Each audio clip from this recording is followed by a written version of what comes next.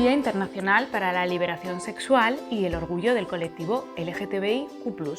El 28 de junio, conocido hoy día como el Día Internacional de los Derechos de las Personas LGTBIQ+, es decir, lesbianas, gays, transexuales, transgénero, bisexuales, intersexuales y queer.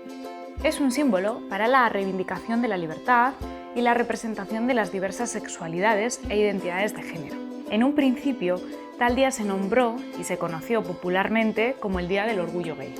Hoy día, estas reivindicaciones se han ampliado a más colectivos y son representados en más días internacionales y en una diversidad de banderas.